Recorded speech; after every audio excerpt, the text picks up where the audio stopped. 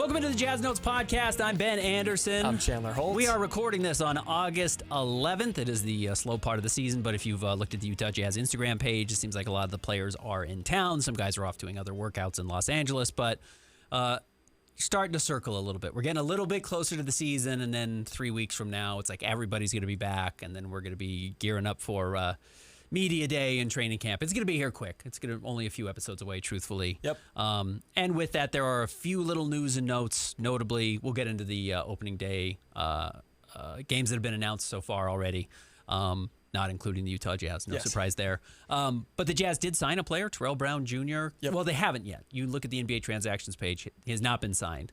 But it sounds like he's going to be invited to camp or something, which means somebody else has to go somewhere else because the Jazz's roster is actually full even for the summer roster. Yes, you talked about this. Right now I think the Jazz have 22 players and they have to cut down to 21 during the offseason, right? If Jaren Brown Jr. signs, they will have 22 players, which you can't do. Yep. You can only carry 21. So if he's actually signing, somebody has to leave before they can even make that official. I don't care to speculate who that's going to be. I don't know. Maybe somebody signed in Europe. Maybe someone got a better contract. Maybe the Jazz aren't going to bring somebody around. Don't think it's worth it. Maybe somebody's hurt. Yep. Those are all certainly options. So I'm not going to speculate that it's like Keontae's hurt. Yeah. That's not what's going on. There could be any number of reasons this is the case. So I would keep an eye on Jaren Brown Jr. and see how that works. But Chris Haynes reported that. And if Chris Haynes reported it, it's worthwhile news. Otherwise, the opening day games have been announced. Yeah, opening day and Christmas. On opening day, kind of something different. Maybe I went sort of a different way with this. The reigning champion ring ceremony is not the first game of the NBA season. It'll actually be Detroit versus Boston. That game is at 1 p.m. Mountain Time. All these times I'll give you, I put in Mountain Time. And then it is the New York Knicks versus LeBron and the Philadelphia 76ers on opening day. That game's at 5 p.m. And then closing out the night with San Antonio versus Oklahoma City at 7:30 p.m. So there's 3 games? Yes. Oh, okay, cool. Yeah. I thought they only did 2 last year, but you're probably right. Yep. Or maybe there was only 2 nationally televised games, and there was just like another random third that wasn't on. Obviously, the Knicks and the Sixers will be nationally televised. Yes. And then what was the second game? Spurs. The third game of the day is Spurs versus Thunder. That one will also be nationally televised, and I'm not sure the other one will be. But I don't know. I don't know exactly how it's going to work. And what's the day? That is opening day. Oh, let me pull up it is pinned on the NBA's account. It's going to be October 20th. October 20th. Tuesday, October 20th. Man, that's close. And that means that, going back to the bit of news with Jaren Brown Jr., unrelated/related, the Jazz will have to cut their roster to the 15 standard contract players on October 19th, then that Monday. Yeah. By the way, October 20th from today, 70 days. So not like right around the corner, but a little more than 2 months. Yeah. So we're getting there. We'll be there pretty quickly. Yes, and then for Christmas Day, a massive slate starts at 10 in the morning, of course, Mountain Time. Knicks versus Spurs, an NBA Finals rematch. And then the Celtics versus the Miami Heat at 12:30. Lakers versus the 76ers, potentially LeBron's first game back in LA. That game's at 3 p.m. Assuming LeBron plays, Yes. And then the Timberwolves versus the Thunder, that's at 6 p.m. And then last game of the day, the Golden State Warriors versus the Nuggets at 8:30 p.m. I love Christmas games. I'm happy for you that you don't have to work it, so you can just kind of hang out on Christmas with your family and your girlfriend, and you can just watch the games if you want and have them on in the background.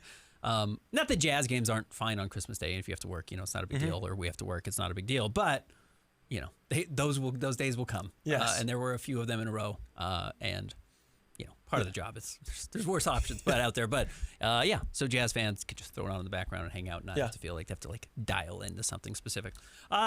I don't think any major surprises there. No, I will say I think that kind of interesting that the problem, maybe definitely arguably, because there's fans of every team out there, but in my opinion, the best game is the first game of the day on Christmas at 10 a.m. Knicks versus Spurs Finals rematch. Yep, totally agree. Yeah, and then as we mentioned on Thursday, the Jazz schedule, or full NBA schedule, so then the Jazz's 82-game schedule will be released. You can find all the information on that on KSLSports.com, and then also, like I said, that will be the topic of discussion for us next week. Until then, you and I just kind of wanted to talk kind of general Jazz basketball, speculate a little bit during the season, kind of what we're watching for. And, of course, some of these will continue. Again, we're 2 months away, but it's not what every show is going to sound like, and we're still going to do the mailbag in the second half of the episode. But we did kind of just want to bring each of us 2 players to the podcast that were just like, I'm interested in this person. Yeah. These are the most interesting players on the team, maybe the most important, or maybe not important, but, just kind of 2 interesting names.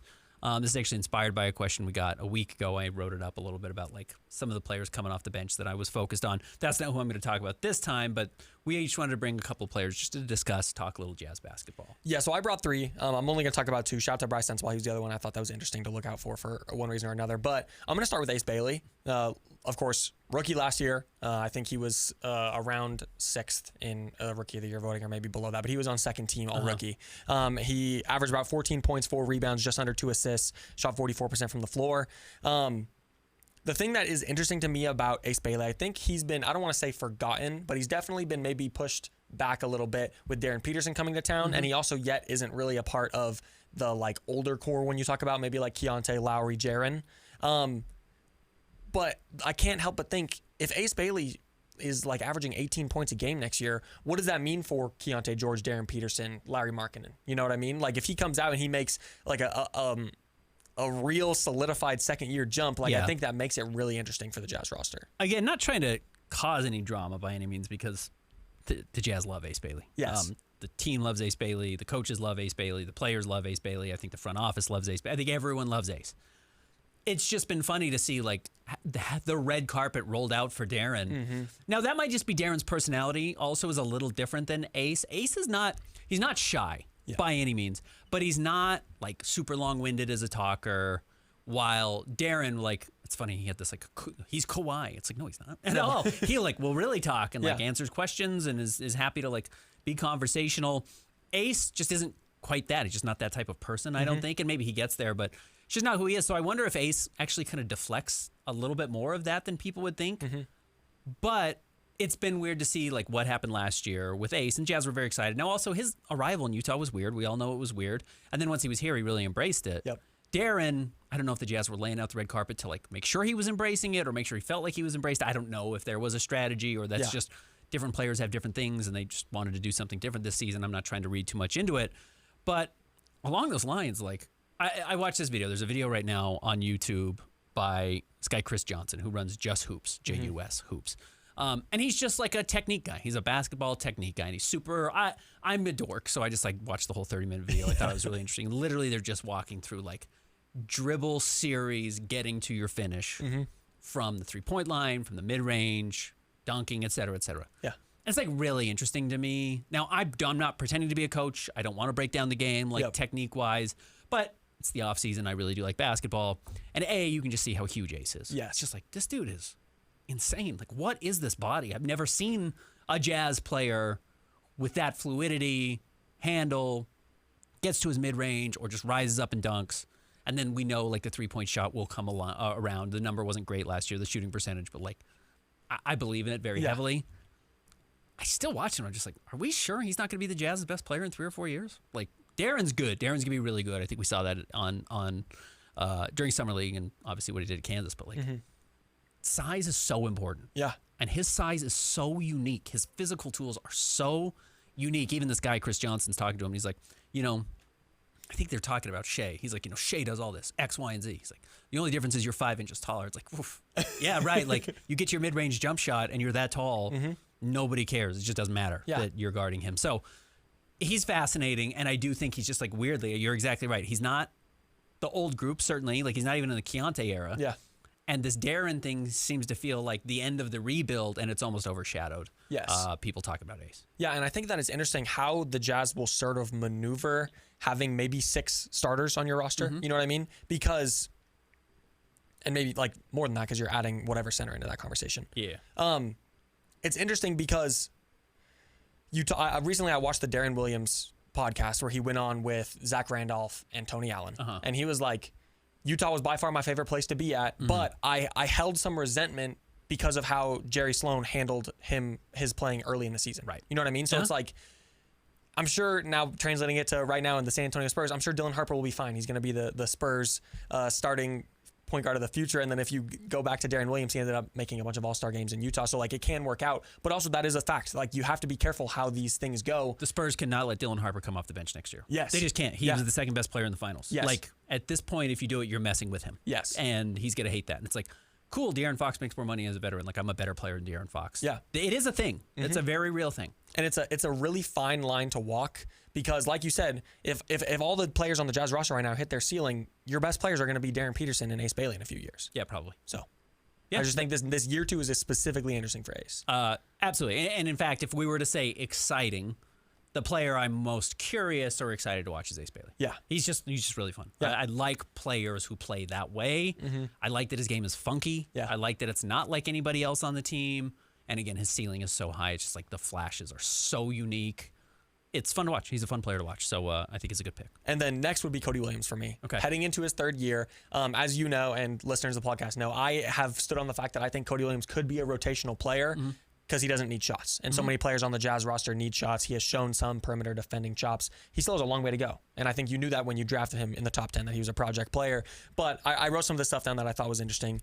Last year, he scored 10 or more in 24 games. He had 5 or more rebounds in 14 games, 5 or more assists in 11 games, 10 games with 1 steal and 1 block, and 5 games with 3+ stocks in total. So I do think all of those are kind of what will be the best case scenario for Cody going forward. A few weeks ago on Twitter, I said I could see Cody being like Joe Ingles without the jump shot, like sort of like a do-it-all guy off the bench, secondary ball handler, but replace Joe Ingles' jump shot with the athleticism and transition ability of Cody Williams. He's the most, like, do any of his numbers from last year actually matter? True. Like, his rookie year was so rough, and then his shooting percentage went from 32% to 47%, but somehow his 3-point shooting got worse. Yeah.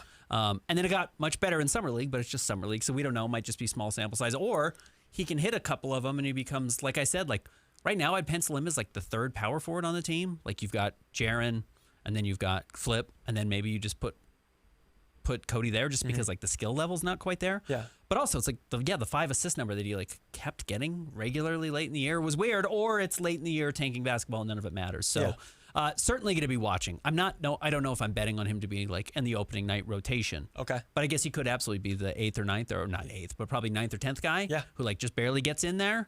And the Jazz are like, there's something here. The defense is good. It's real. But that would mean he's beating out Svi or Konchar or somebody, and that would be a surprise. Yeah, agreed. I wrote a question in my notes for like all of these guys as well. The one I wrote from Cody is, what do you need to see from him to make him a solidified like rotation player? And maybe it is as simple as just like make 1 of every 3 threes, like that it could be as simple as that, because I do think you have seen flashes of every other facet of his game besides the jump shot so far. I just want to like feel him on the court, which part of it is just the physicality, and he's gotten way bigger. So let's see how much bigger he looks this summer or this season when he comes into camp.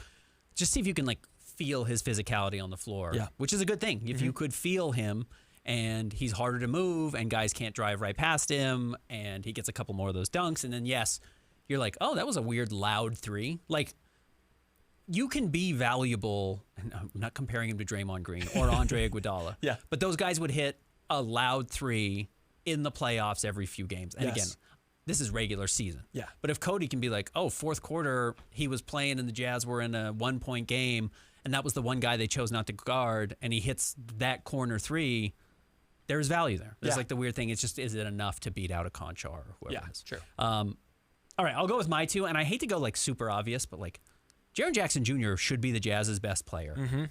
And where Jaren gets so interesting is like, I don't know, and I don't want to spoil some mailbag questions we get, but it's like, the Jazz won't be good next year if they're betting on Ace Bailey and Darren Peterson winning them games. They're going to be good if they've got Jaren Jackson Jr. winning them games, because Jaren's a defensive player of the year who hasn't ever averaged 20, or if he had, like, he's never been the leading scorer on his team, like might get to 20 this year if the Jazz make him the focus of the offense, which I don't think they're going to do. I don't know exactly how they're going to use him. That's our mailbag question. But like, Jaren should be the best player on the team. Yeah. What does that actually look like? Because Memphis never really allowed that to happen. Yeah. And even when they did, there was some pushback, my understanding, inside the locker room from other players. I bet you can guess who didn't like that as much, and why that player's no longer on the Memphis Grizzlies either, and was not welcome anywhere, really. So how does that work out? Yeah. How does that look? Is there a reason why every coach said we probably need to have somebody better than Jaren handling a lot of the offense and being the best player, even if Jaren is the best two-way guy on the roster? Yes. So that's what I'm really interested in.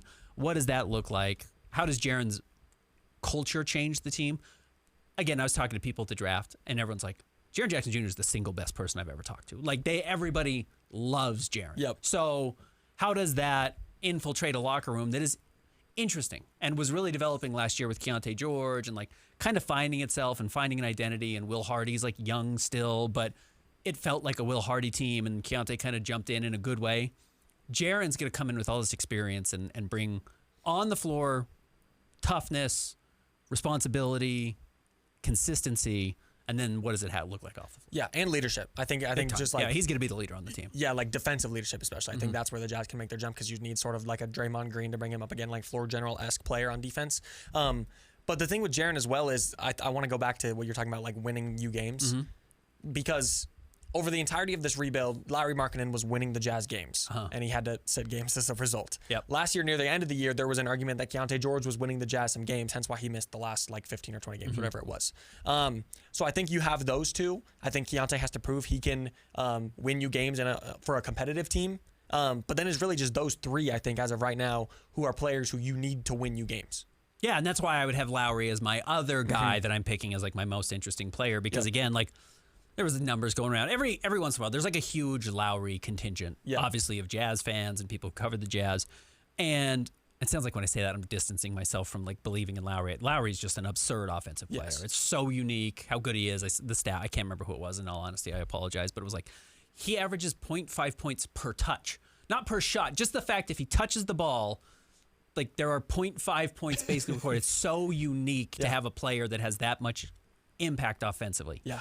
And still, like, you can see he's just, like, bad defensively at weird times, which is, like, that has to get so much better. There's so much conversation. We get it every week, and I think we got one again of, like, what about Keontae's defense? It's like, Lauri's got to be a good defensive player, too. Like, he's got to get a lot better.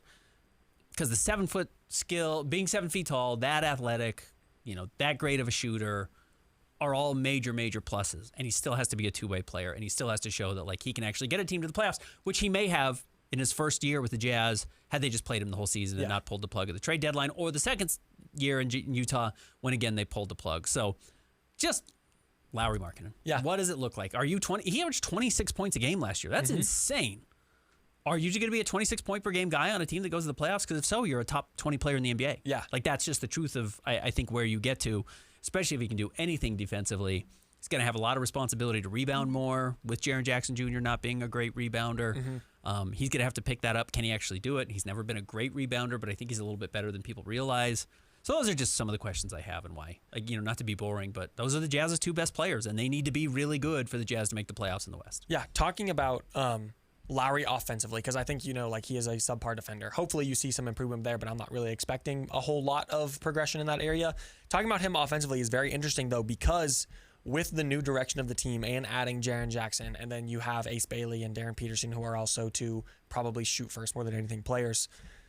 I'm curious. I think he will be scoring in the same way. If it ain't broke, don't fix it. But I wonder what his touches look like now that you have all of these other factors. Because I think Jaren, again, we'll talk about this later, I think he's the most versatile scorer on the Jazz, and I think Keontae is going to get his regardless because he is the point guard. So how often does Lauri get the ball, and how often does he score? Because like you talked about, during these rebuilding years, 0.5 points per touch is crazy. Is that going to stay, though, this year? Lauri is the Jazz's has been the Jazz's best offensive player for the last 4 years.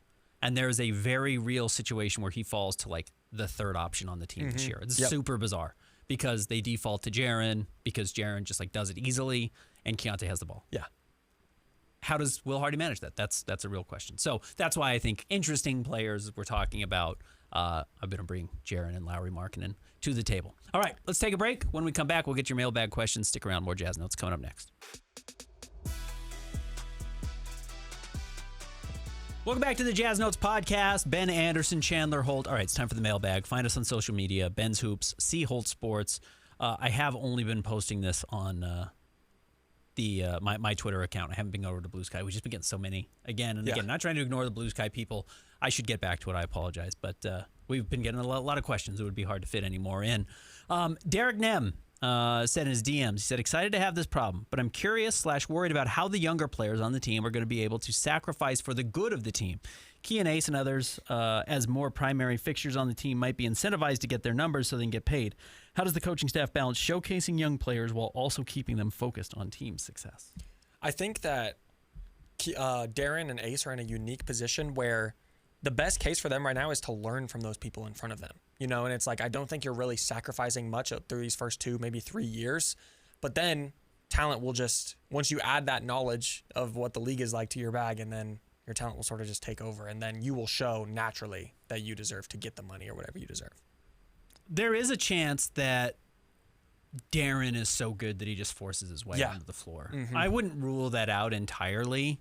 I also am not banking on it. Yeah. Like he had some issues in Summer League. He wasn't perfect in Las Vegas. He was very good in Utah.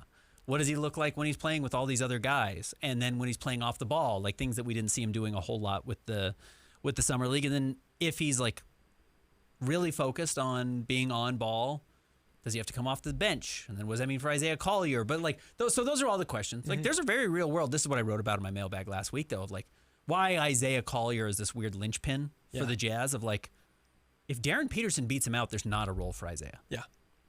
If Darren Peterson's good enough to start at the 2, Isaiah becomes incredibly important because he's running the show off the bench and he led the team in assists last year. And like, if his 3-point shooting comes around at all, it's like a really good player. Yeah. There's a world where Isaiah is like a very, very, like one of the better backup point guards in the NBA.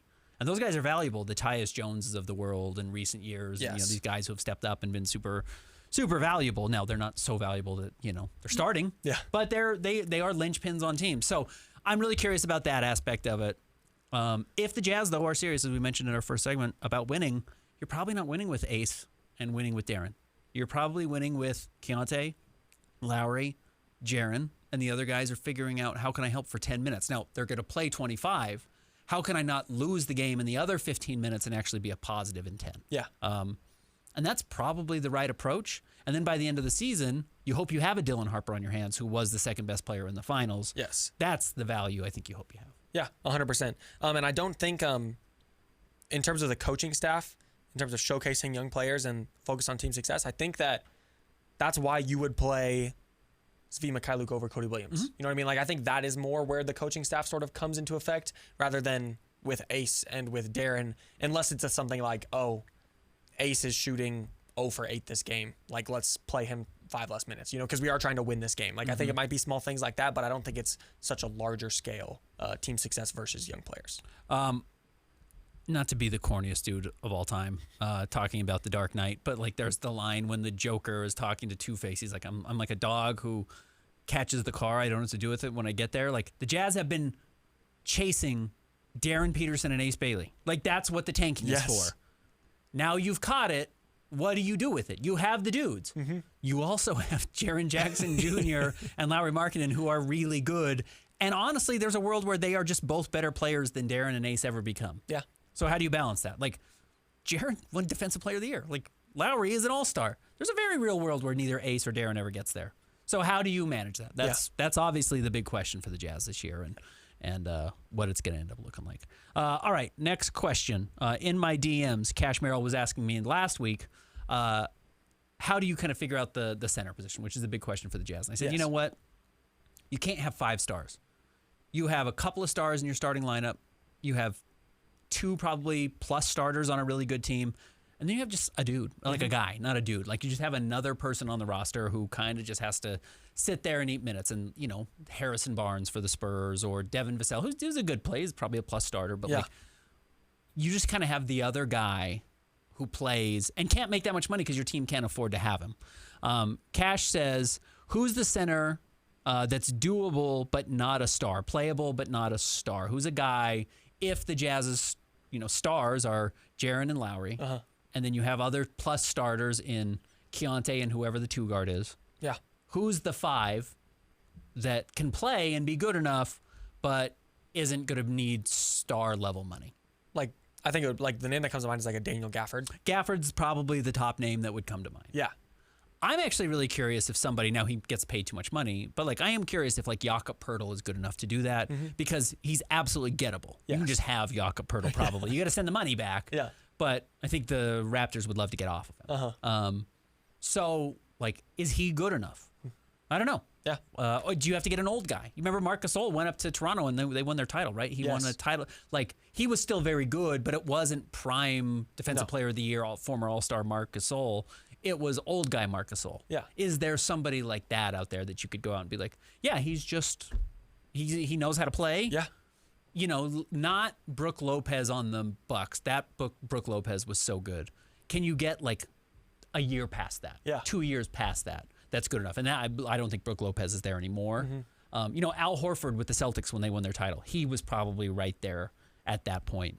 Can you find that guy? Yeah. And it's tough for the Jazz right now, talking about, like, we get so many questions about what are the Jazz going to do about this. Right now, it is a seller's market, not a buyer's market.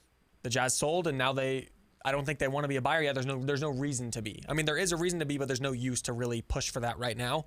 However, when a team who is expecting to be a top 6 seed starts the season 20-30, then they may open up some doors, you know, and that's when the Jazz maybe can pounce on something as the trade deadline or the next offseason. Dan in the DMs, USU The Right Blue, says, is the Jazz's 50 documentary still available? And also, do you think the team does 50 years in Utah, one in 2029? No, I don't think they'll make another documentary in 2029 just for since the team moved. I'm sure they will honor it, that, you know, 50 years in Utah. Yeah. I can't imagine they're going to do another long documentary. I think it's still available. I think it's on if it's YouTube, not on YouTube, it's on Jazz Plus. And Yeah. if it's not on Jazz Plus, it's probably on YouTube. But yes, they made this huge thing. I can't imagine they're getting rid of it. Shout out you and I opening the documentary, claim to fame. Shout out whoever over there listens to our podcast. That's even better. Second, do you think we will have the NBA? Oh, sorry, that was about the NBA schedule. We already talked about that. Third, he says Darren Peterson has a 79 rating on 2K to start the year. Too high, too low, or just right. Do you have all the Jazz players' ratings? Do we know if they're all out yet? All of them are not out yet. I can tell you Keontae George is an 84. And then all of AJ, Cam, and Darren are 79s. They all got the same rating. I used to write this article every year. Just kind of, you know, it's a little slow in the summer, and it's kind of interesting to see like how it ranks. There has been a weird shift of like they've just kind of bump everyone up. They used to like, I feel like when I was young, to be honest with you, my origin story as a writer was like I would get on the NBA 2K message boards in 2005 and 6, right after I graduated high school when I was going to the community college. Yeah. Like I would come home on Friday because on Fridays they would release like NBA 2K stuff. Like the new one's coming. And I was so excited about the NBA season coming. It was like my only fill. Yeah. So I just got hooked on, that was the first place I ever got on a message board and wrote stuff was the NBA 2K message boards. And I got so geeked about it, I would track all this stuff. But I do feel like guys used to get ratings of like 55. Yes. Now everyone's like 75. Yeah. You know what I mean? It's like I think they've bumped everyone up. So there's almost like less room for some of this. So I'm a little out of context or a little maybe out of my depth of understanding like how good is 84? Because 84 in the past was like you would get an all-star at 84 on some teams. I don't know what that means for Keontae or Darren Peterson coming at 79. I thought this was interesting. Nikhil Alexander-Walker, most improved player last year, was an 83. Okay. Walker Kessler was an 81. Okay. So maybe that paints the picture a little bit. But yeah, there has been, that's actually a real thing. It's called ratingflation. Okay. And I think it's both, like 2K as a company has relationships with like players, teams, and the league, of course. So I wonder if they bump it up just to like make the league look better. But also like the league now is also so much more skill based than it was 30 years ago. Yeah. You know what I mean? Like, so I think it's a little bit of everything, but ratingflation is a real thing. Also, the games are in some ways way better because like Ronnie 2K is so involved with the actual players, and all these kids grew up playing the same way I was a kid, like getting in high school and early college, like so excited for whatever stupid news they'd release like a 7-second clip, and I'd like run home from the community college so I could watch this clip online. It took 40 minutes to download. It's just like such a part of the culture now. All these guys have played it. It's such a big thing. So. In that sense, I think they've probably had to soften their rating system to be like nicer to the players. So the players cooperate more. Because like CJ McCollum doesn't want to be like, I got a 71. What the hell are you talking about? So I think that's probably part of it as well. It was really funny. Ronnie 2K did a video with Darren Peterson, and he was like, what do you think your NBA 2K rating is? And he gave him multiple choices. It was like 81, 79, 78, or 42. And I think he guessed the right 179. Oh, good. Okay. Let's see. Any more DMs? I think that's all of my DMs. I have one DM. Okay. From Sean. Question for the next Jazz Notes. What do you and Ben think of this potential lineup? I love it, but I hate it, but also may love it. Okay. Start Keontae, Svi, Lowry, Triple J, and Jackson Hayes. Off the bench, Darren, Ace, Nurk, Flip, and Bryce or Isaiah. I hate it because our 5 best are not on the court together, but love that Darren and Ace will be playing with Nurk off the bench, who can facilitate so well, and they'd be able to cook off the bench. Starters would be able to gel with the big 3 of Key running the offense and facilitating in many ways to each other starter. No rim protection coming off the bench. Now, the Jazz may have lousy rim protection outside of Jaren in the first place. Yeah. Jackson does it a little bit. Jackson Hayes does it a little bit, but he's not like a super deterrent. He's just big and athletic. Yeah. I think that's going to be a problem. Yes. I think you're probably going to stagger some Jaren and some Jackson because you have to have some semblance of deterrence. Yes. In the paint. Yeah. So I think that's probably why it's not going to happen. But I've said, like, I won't be surprised if we see a lot of Svi. Yeah. Like a veteran who just, again, we were talking about like who's the 5 who just knows how to play and doesn't make any money. Svi is the 2 guard who knows how to play, does everything right, consistently hits shots. His teammates will trust him. Doesn't need a lot of touches, doesn't make any money, so he just like is easy to have on the roster for a while. I know this is his last year. If he plays well, he'll price himself out of the Jazz, but he might be that guy. Yeah, and like a talking point for me has been Svi will shoot it. Don't get me wrong, he will shoot it, but he doesn't need shots. You know what I mean? Correct. And you have 3 players in that lineup who need shots. So, and the nice thing is they go in. Yeah. That's the most important part. Is they go in. Like, I don't. Maybe Darren is. I said Darren's a nuclear level shooter. That's kind of been my whole thing. Yeah, I believe that. He might go through ups and downs this year. I don't know if he's going to be Con Knippel. Like maybe he is. Maybe he's first year Steph, first year Con Knippel. Like probably not, but he might be. And if he is, then he's going to play a ton. Yes. But if he's struggling at points, you know, I do think the Jazz want to win. And actually, I think exposing some of these young guys to winning early, Ace and Darren, might be more valuable than to the future of the Jazz than let's see how many reps we can get Keontae George and Isaiah Collier and Kyle Filipowski and Taylor Hendricks and whatever to do things wrong. Yeah. So, okay. Yesterday, you tweeted out that we would be recording today instead of yesterday, which is our usual day. And Todd Crow responded to yesterday saying, what's your rotation predictions? It seems like Collier and Hayes would play well together. It will be interesting to see if combinations affect who plays. Then if Okogie is set for minutes and those 3 get time together, that poor rim from all the dunks and bricks. Not nice. I think Collier and Jackson Hayes is actually pretty interesting. Yeah, agreed. I agree with him. Like that's just a lob threat. That should be a piece of cake. That could be a good pairing. Yeah. Isaiah's interesting, man. Isaiah's like he's like got a thing, and now there's are things he doesn't have that he has to add. He's got to make free throws better. Can't turn over the ball. But he was like at 7 assists and 2 turnovers last year, like a crazy ratio, like an awesome ratio. Yeah. And the 3-point shot, like those are the things. He's got to be a good defensive player.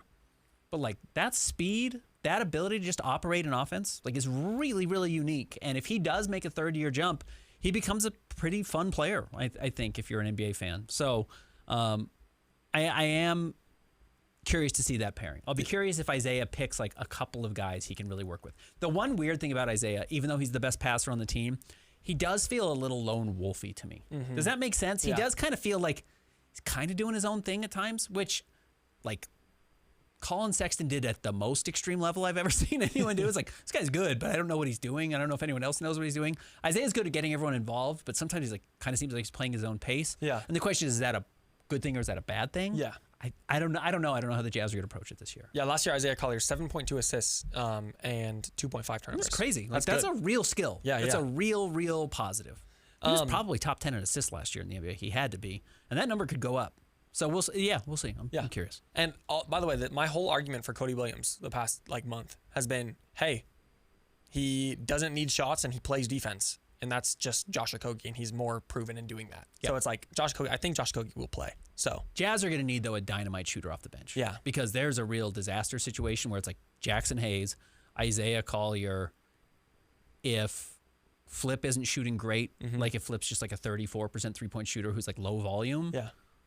Okay, like who's going to step up there? It's like Darren then has to drain threes, or Ace has to drain threes, or somebody has to. Maybe that's where Svi just has to play. Yeah. Or Josh Okogie, if he can't hit threes like he did last year, and he's just clanking, as Todd Crow says, like you're in trouble. Yeah. So you're going to have to space out your 3-point shooting some. Another one from Todd. Do you think we will rest a few starters on back-to-backs or against the bottom handful of teams, or is it full bore all year? Should be full bore. I think so. I would imagine like if you're playing insert terrible team here on the second night of a back-to-back, maybe you rest 1 or 2 of the guys, but yeah, full bore. Jazz might need to win those terrible games to get to the playoffs. Like that just might be who it is. So yeah. I think everyone should. Now guys only play 65 to 70 games, so that's what I'm expecting. But if the Jazz can get 75 games from Jaren and 70 from Lowry and 75 from Keontae, they should be pretty good. Yes. Okay. Over to the X replies now. Starting off with a question from Jazz Nation News. Why have we still not received a preseason schedule? Seems like all other teams have at this point. Plus, full season schedule is now getting released this week. Does construction on Delta Center have anything to do with it? So I messaged the Jazz about this. They basically told me they don't have a release date, and they were waiting on things from other teams. Yeah. So the only place I'd push back is we don't have everybody else's preseason. Yeah, if we had everyone else's preseason, we'd have the Jazz's, yeah. right? By default. Yeah. So we don't. Yeah. So I just actually think we've had a few, but we haven't seen so many teams that have them out that we know exactly. Like, we haven't been able to piece which games the Jazz have together. We know 2 of the Jazz games. We know 2 of the Jazz games. Yeah, against the Spurs and the Suns. But, there might be an international team they're trying to play. I don't know. And sometimes that could. But yes, the Mammoth are in town. The arena's under construction. The Mammoth play the one game.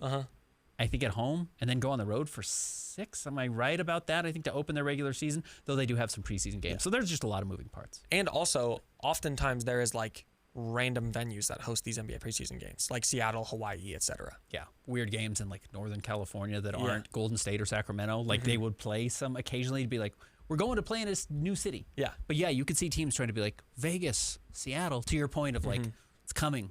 Yeah. Yeah. Mexico City. Yes. Something along those lines. So all sorts of reasons. Again, I honestly don't know. You've been in more contact with Jazz than I have about it. Yeah. It's just other teams stuff and maybe venue stuff. Next up from Josh. How much does staying local to work out matter in the offseason? Obviously, working out versus not working out is big, but is there any benefit to guys sticking around year round? I think it's less about being here and more about being with your teammates. Yeah, I think that's probably part of it. Yeah. You can be good working out wherever you want as long as you're working out. I think the fact that they're here probably gives everyone a sign of like, okay, they're bought in. Yeah. Like they're actually here doing the work. But I don't think that, there are probably guys who are like, oh no, I want to be where I'm from. I want to go to my place. And that's going to be fine with me. Yeah. It was cool to see Ace Bailey working out with Kevin Durant though. That was really cool to see. Like the guy that I'm pretty sure he was the guy who was like his role model, NBA role model, he said, right? Or his favorite player. Yeah. Next up, Jazz FM. If Keontae is the same defensive player this year as he was last year, how likely is it he gets traded next summer? 20%, 50%? What you think? That actually probably depends more on if Darren Peterson can run an offense than it does Keontae's defense. Yeah. If Darren's going to be a point guard and can run the show, then maybe the Jazz can't pay Keontae George $40 million, or they do and they trade him. Yeah. Which, again, I know I said that was what the Jazz would do with Walker Kessler, and that's kind of what I understood would be the case. Worst case scenario for the Jazz is they'd sign him and trade him. They just signed him and traded. They signed him and traded him the same day. Yeah. They didn't space it out. Yeah. So I don't see a world where the Jazz don't end up with Keontae George unless like it's so obvious that Darren is so good and is going to take that spot that they have to move him. But Jazz like Key and Key likes the Jazz. Like there's a thing there. There's a real marriage there. Related to that, next question from Jacob. But he needs to play better. But you know what? Keontae is really smart, and Keontae is going to look and be like, oh man, Darren's a better defensive player than I am, and he's like a pretty good shooter. He's bigger than I am. I guess I better start doing things better. Yeah. He's gotten better. Keontae continues to get better at every other thing. I would imagine he picks it up on defense. I don't know if he's going to turn into Alex Caruso, but I bet he tries harder. Yeah. Related to that, from Jacob, to reach his absolute peak, do you think Darren needs to be a point guard? Or do you think focusing on scoring/defense and staying a shooting guard is where he hits his peak? Curious because there's been a lot of talk of him being a point guard when Kobe and MJ didn't need to be point guards to be the best. I do think early in his career, and I think this is something we have talked about with like Walker and Cody Williams, is a lot of times players will say, to become a better player right now, I need to do these things that I don't do better. When in reality, the best path to becoming your best is to become really good at the things you already do good. So I think maybe on first thought, him staying a shooting guard would probably be best in my opinion. What? Okay, so here's what I will say. The thing I value the most, which is probably just jaded, and I'm just not very smart at basketball the way coaches and everything know way better than I do. Yeah. I just value size more than anything. I just do. Like, there's a reason Wemby's better than everyone else. Yeah. He's just bigger than everyone else. You know what I mean? Like, Jaren's really good. He's really huge. He's just a huge player. Shaq was the best player I've ever seen in my life. Ever. Including Prime LeBron. And Prime LeBron's great because he's as big as Karl Malone. Yeah. And Giannis was a top 5 player because he's enormous. So, Jokic. yeah, right. It's like weird. All these 7-foot guys are really good at basketball. And like, it's not a coincidence. Yeah. So my thought actually is, if you want to get the most out of him, he needs to have the best size advantage. And his best size advantage probably comes at point guard. Yeah. Because he's only an average guard size at the 2. I think good, but not great. But on the flip side of that, like if he's way better off the ball, like truthfully, Steph has never been pure point guard. Yeah. You know, like you had Draymond carrying some of those duties. They actually just had like Chris Paul at points. They've had other point guards in the mix that came in and relieved some of that pressure off of him. So I don't think he has to actually play one or the other. The funny thing about the Michael and the Kobe comparisons are, and it is how radically different the league is today than it was then. Do you know what? They have the identical three-point shooting percentages, Kobe and Michael do for their careers. Yeah. Do you know what they are? What's your guess? Like 32%. Exactly right. Okay. 0.32 for Michael, 0.327 for Kobe, 0.329. Like, if Darren shoots 33% in the NBA, he's going to be labeled a bust. Yeah. So, like, shooting guards who can't shoot aren't a thing anymore. Yeah. So, like, that's how different the league already is. Yes. So, not to get lost in that conversation, because obviously the league adapts and guys are just like, well, I'm still a shooting guard and I just shoot better. I get that the numbers change and fluctuate and you can still keep players in some of the same spots, but it's just such a weird comp. And I get why. Like I was watching a Darren Peterson thing yesterday. I'm like, man, that really looked the way Michael would shoot these weird floaters. Just like, oh, that ball always seemed like it went in. Yeah. There was some YouTube video or a Twitter video of every Michael Jordan shot against Gary Payton in the finals, which is, again, how stupid I am of a person. I was like, I'm definitely going to have to watch this.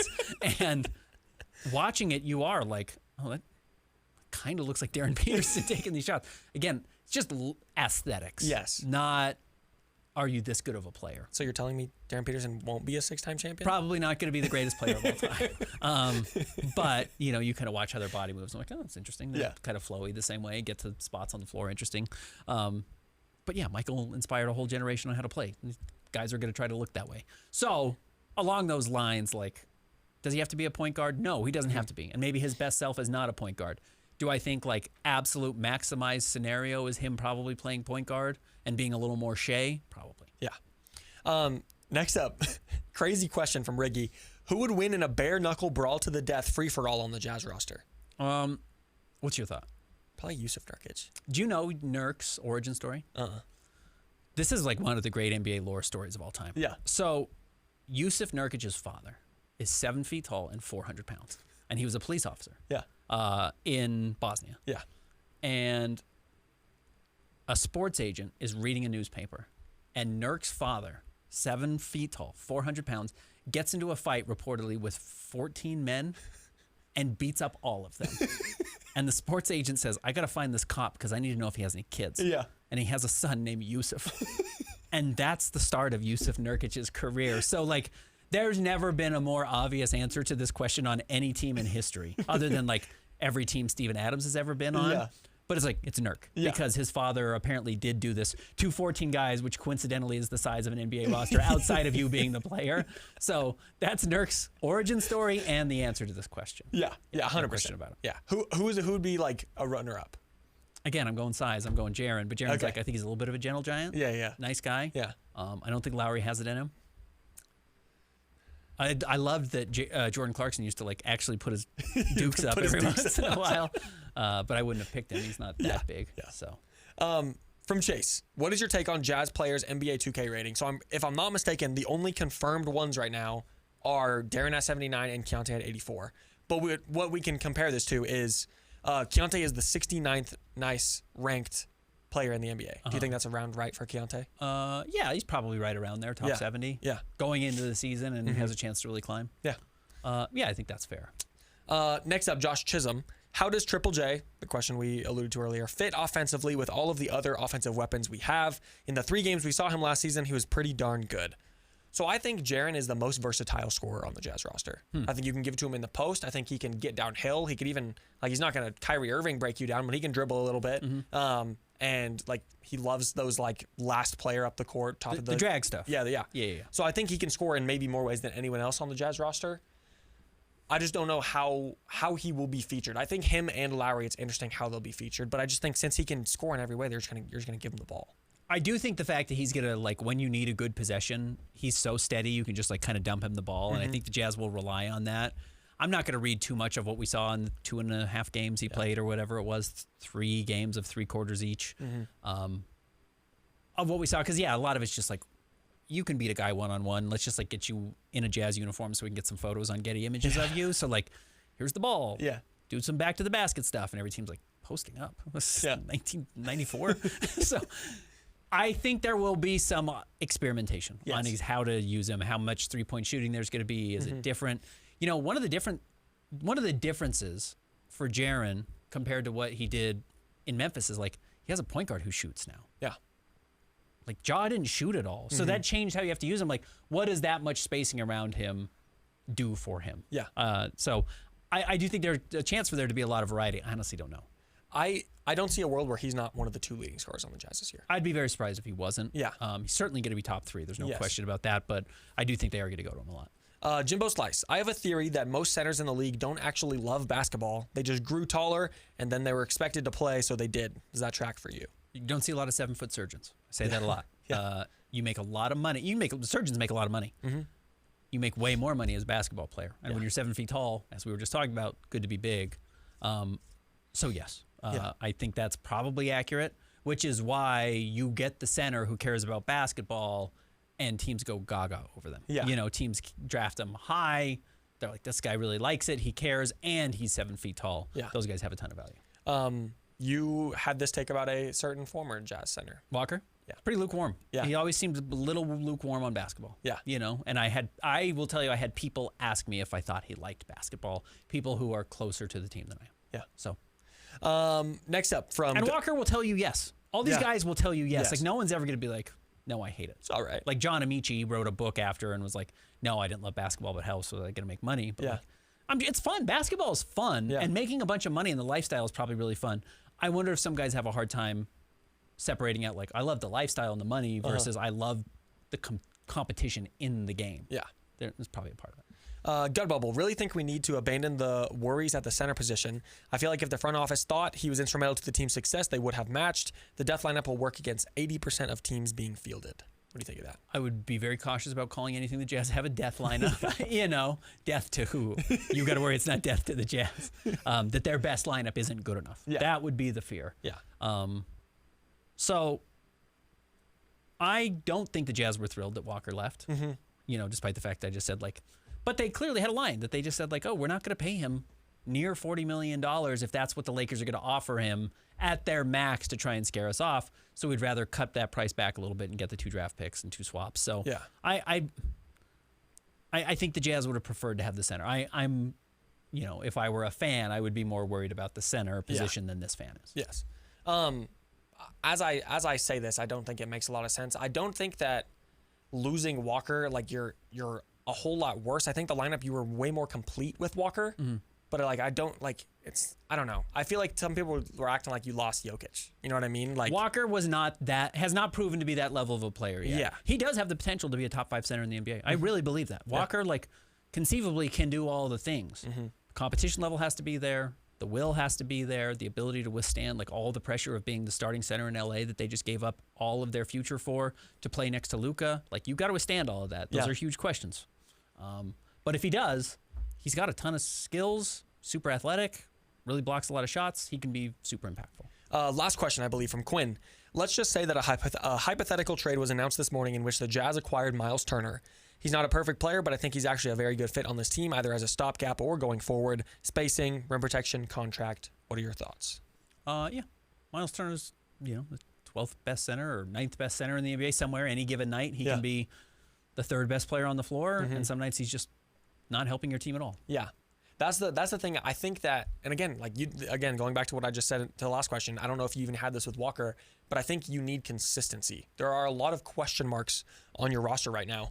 I think the only non-question marks are Jaren Jackson and Lowry. You know what I mean? Yep. Like, and then you could go down the bench a while and like you probably know what you're going to get from Svi and John Contra every night. But when you're talking about your starters, it really might be those two. Like, we don't like Keontae can regress this year. He can get better too. Like, I'm not for sure. I'm not putting that on him, but I do think you want consistency, and I don't know if Miles Turner provides that, but I will say the idea of Miles Turner, you're absolutely right, does make a lot of sense. But yeah, the Jazz need like a 12 rebound guy, ideally, like one of the best rebounders in the league. That would be perfect, which again, why Walker was kind of an ideal fit. And somebody who maybe doesn't need a lot of shots. Again, you know, we were talking late career Rudy Gobert is probably the guy. Yeah. Like 2 years past their prime, 3 years past their prime, just want to be in the league still, can still play 28 minutes a night, do the right thing every single time or most trips up the floor.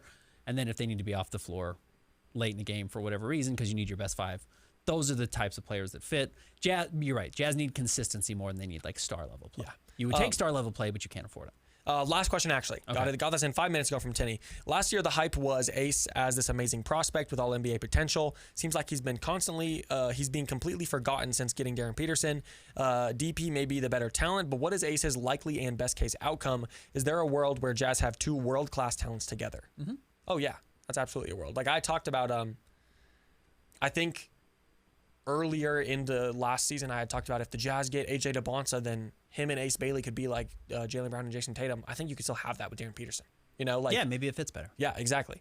So I do think there is absolutely an outcome like that. And like I talked about in the first half, what do the Jazz do if Ace Bailey's averaging 18 points a game? You know, like that's a real outcome that could happen. What does the best case for him look like? I honestly don't know. He's unique. Yeah.